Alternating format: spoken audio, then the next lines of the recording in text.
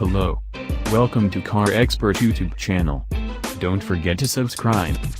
As for the automatic driving, the E Class is like the world's greatest, or most annoying, driving instructor.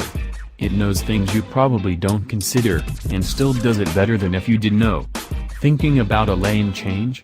The blind spot warning doesn't just tell you if the car's in the adjacent lane, it also picks up cars that are closing fast and flashes a warning light to keep you from cutting off another driver. The main almost autonomous feature in the E Class is called Drive Pilot and is part of the driver assistance package. The features of Drive Pilot break down in several more confusing names containing either Distronic or Pilot. In short, the car can maintain safe distance to other cars at speeds up to 130 miles per hour and automatically steer to keep you in the lane. The 2017 E Class has an amazing suite of features aimed at preventing a crash if you take your eyes off the road.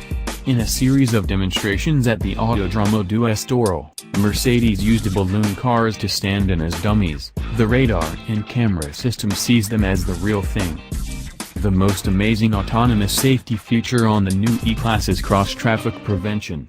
Given the right set of circumstances, the car will automatically brake to prevent a broadside collision. Check out the video below. There's an even longer list of features like optional rear seat airbag belts to a seat bolster that will push you inward away from inside impact crash. We'll spare you the details, but check out our earlier preview if you want to learn more.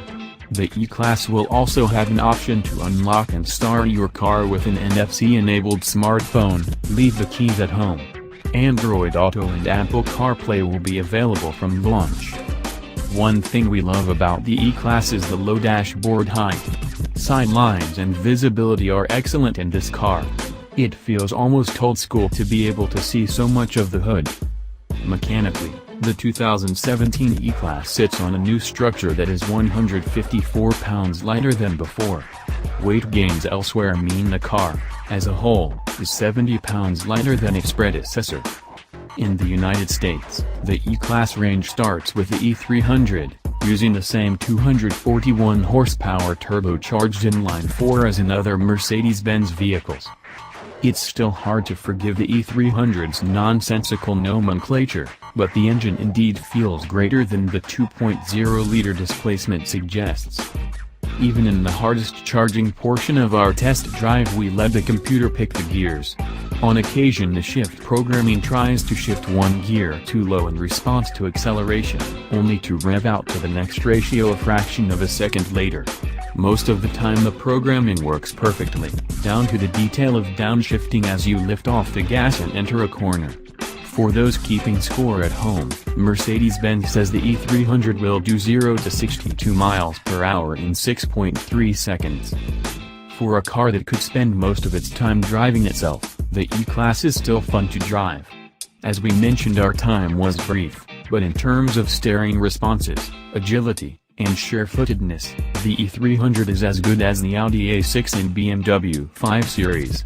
Add in a quiet cabin and smooth ride and E300 could be the best mid-size luxury sedan on the market. As always, we'll hold on to an out clause on these opinions after we get more exposure behind the wheel. But for now, the E Class looks like it's the best car to drive, and the best car to drive itself.